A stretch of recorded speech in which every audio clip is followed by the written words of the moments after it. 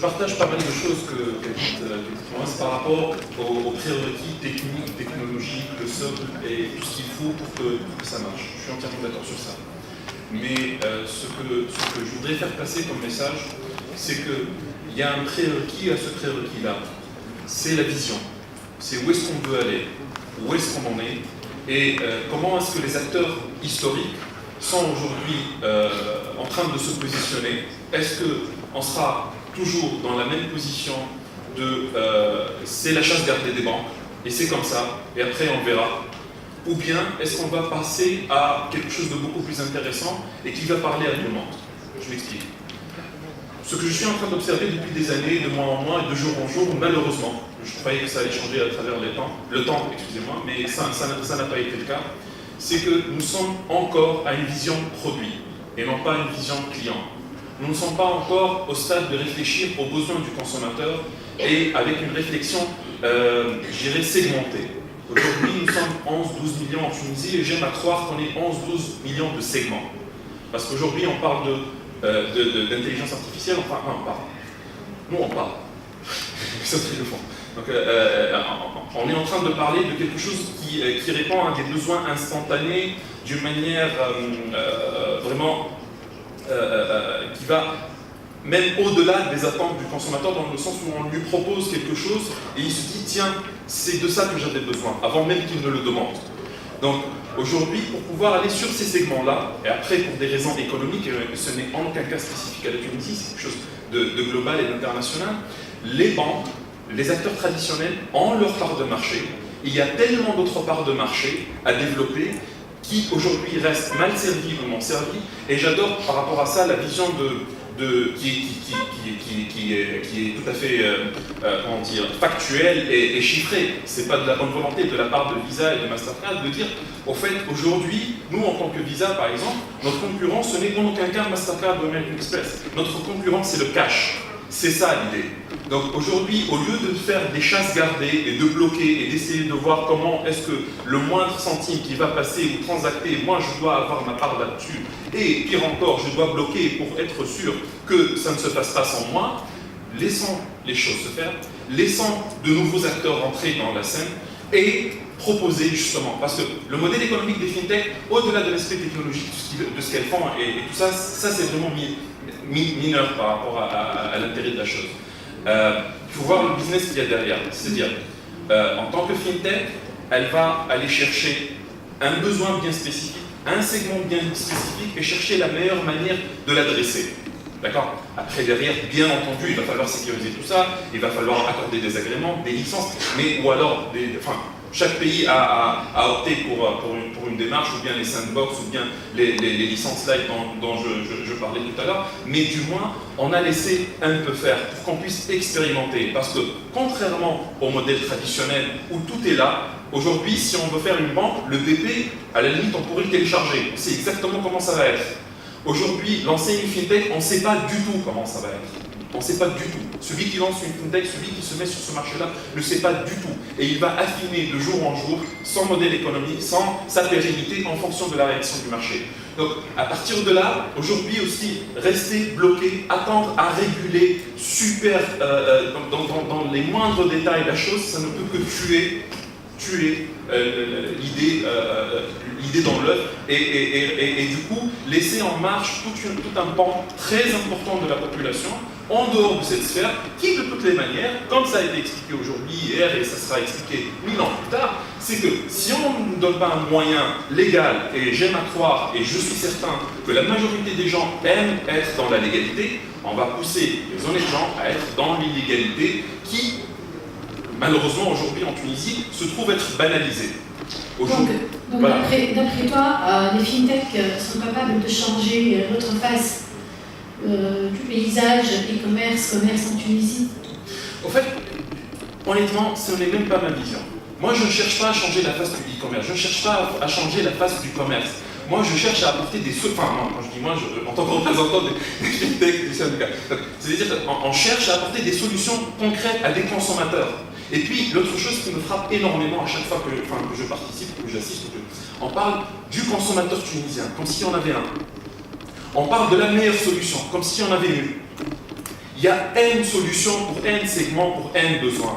Donc, laissons les gens faire. Et justement, la FinTech, la FinTech, ce n'est qu'un exemple d'opérateur. Je veux dire, au sens large, l'opérateur qui va vouloir adresser un certain segment, c'est à lui de choisir le meilleur canal qui va être en adéquation avec le besoin de son client à un instant T pour réaliser une transaction de données. Le même client pourra transacter en USSD ou en mobile ou en NFC. Tout ça, c'est de la technologie. Tout ça, c'est rien du tout. Tout ça, c'est des choix d'experts. Et après, comme toujours, les solutions les plus simples en termes de user experience sont en général des solutions super complexes derrière. Quand on parle d'instant payment, par exemple, c'est assez complexe et assez solide derrière, mais je suis pertinemment convaincu que ce n'est en aucun cas un challenge technologique. Aujourd'hui, du moins dans le cas de la Tunisie, quand on sait que la date valeur représente 5% du PNB de la banque, je ne suis pas certain qu'elle va passer au instant payment. C'est pas possible. D'accord ? Donc, c'est de ça que je suis en train de parler. Donc, soyons francs les uns envers les autres. Arrêtons de balancer des statistiques et des faits et des chiffres et de s'auto-satisfaire de la situation. On risque de passer encore plus pessimiste que moi, mais je ne le pense pas, je suis très optimiste, c'est pour ça que je suis là et je continue à me battre. Mais je suis factuel, mais je suis pertinemment aussi convaincu qu'on ne peut pas avancer si on ne se regarde pas en face et qu'on ne regarde pas notre réalité en face. Voilà. Juste une dernière intervention par rapport à ça, c'est que je voulais juste attirer votre attention sur un exemple de ce que je suis en train de raconter. Le métier de la banque, traditionnellement, c'était un métier qui était sous le contrôle total des banques, de bout en bout, sur l'ensemble de la chaîne de valeur. Aujourd'hui, ce n'est plus le cas, qu'on le veuille ou non. Après, qu'on le veuille ou qu'on en soit conscient, c'est très bien pour nous et on sera dans le coup. Si on ne le veut pas, on sera consommateur de technologie, comme c'est le cas de nous tous aujourd'hui. On est consommateur de Facebook, d'Instagram et compagnie. D'accord ? C'est une réalité qu'on le veuille ou non. Donc, juste, je vous donne un exemple d'Amazon. Amazon, si je pose la question, la majorité des gens vont dire que Amazon c'est une place de marché, oui, c'est du commerce, c'est tout ça, c'est très bien. Mais je voulais juste attirer votre attention que le bénéfice net d'Amazon en 2017, il y a plus de 70% du bénéfice net qui provenait des API d'Amazon. Les API qui mettaient à la disposition des autres e-commerçants. Juste imaginez ça. C'est-à-dire que le métier devient des briques. Et chacun va prendre les briques qui l'intéressent, va les monter pour construire son propre modèle économique. Donc il va falloir revoir tout ça, revoir la copie et revoir la manière de faire les choses. Juste une dernière remarque, ça me tient à cœur de faire passer ces deux messages-là, parce que c'est un pas. C'est vraiment un minuscule pas, mais il faut quand même qu'on passe à l'exécution.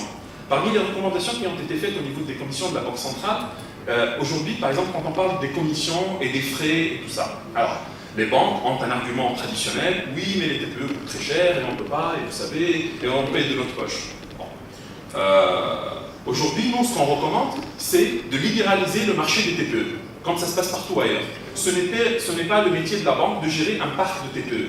Ce n'est pas son métier. Son métier, c'est de faire l'acquisition, ça c'est tout à fait normal. Après, le TPE, libéralisant le marché, laissant les prestataires faire, parce que lancer des appels d'offres en Tunisie pour acheter 30 ou 40 ou 50 TPE, excusez-moi, mais c'est pas possible. Et avec ça, vous avez des tarifs qui sont exorbitants, alors que les TPE peuvent se vendre beaucoup moins cher. Et en laissant la concurrence sur le marché des TPE, le prestataire va commercialiser son TPE directement aux commerçants, et à ce moment-là, on ne verra plus les TPE secs, comme je les appelle aujourd'hui, qui ne font que du paiement. Le TPE offriront plein d'autres couches de services, de fidélisation, de recharge, plein d'autres services qui pourraient être déployés, et à ce moment-là, ça va mécaniquement faire baisser les coûts, et excusez-moi, un commerçant qui dépense des centaines de milliers de dinars pour aménager son magasin, il n'a en aucun cas un problème à acquérir le fameux TPE. Et du coup, ce n'est plus une charge au niveau de la banque pour qu'elle justifie les commissions qu'elle est en train d'exercer. Juste une autre remarque avant de terminer. Il y a eu dernièrement justement le fameux appel d'offres par rapport au mobile payment. Et je suis encore une fois désolé, dans la rédaction même de cet appel d'offres, de voir que parmi les exigences, il doit y avoir, pour les personnes qui souhaitent justement soumissionner, qu'il y ait 2 références avec réussi et ainsi de suite. Excusez-moi, mais lancer des appels d'offres de ce genre pour de nouvelles technologies, ça tue complètement l'innovation. Parce qu'une innovation, par définition, c'est quelque chose qui n'a pas encore été déployé ailleurs.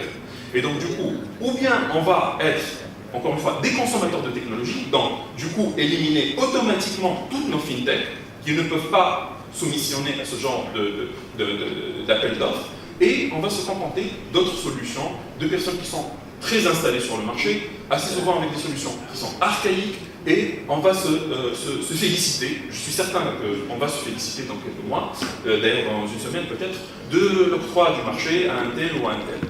C'est juste désolant.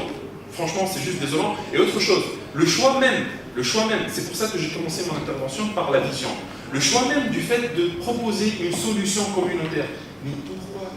Mais pourquoi est-ce que les banques ne veulent pas dynamiser le marché ? Pourquoi est-ce que les banques aujourd'hui ne veulent pas faire de sorte à ce que chacune soit en concurrence par rapport à l'autre et proposer des solutions innovantes à ses clients ?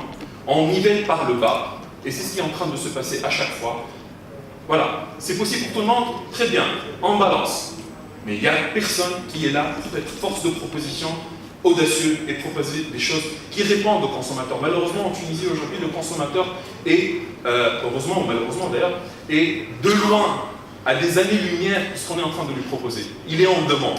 Et tout à l'heure, franchement, la présentation de Mohamed Alius était rafraîchissante, dans le sens où, dans le fil conducteur de sa présentation, c'était user experience, consommateur, besoin, répondre à un besoin, et comment on va faire. Après, et ce n'est pas uniquement la position de Visa, demain, on va vers la tokenisation. Demain, Visa et Mastercard vous disent qu'il n'y aura plus de cartes. Et nous, qu'est-ce qu'on est en train de faire ? On est en train de s'équiper, on est en train de s'équiper de TPE, on est en train de, encore une fois, et encore pire, on est en train de lancer en grande pente de nouvelles agences en marbre physique en Tunisie.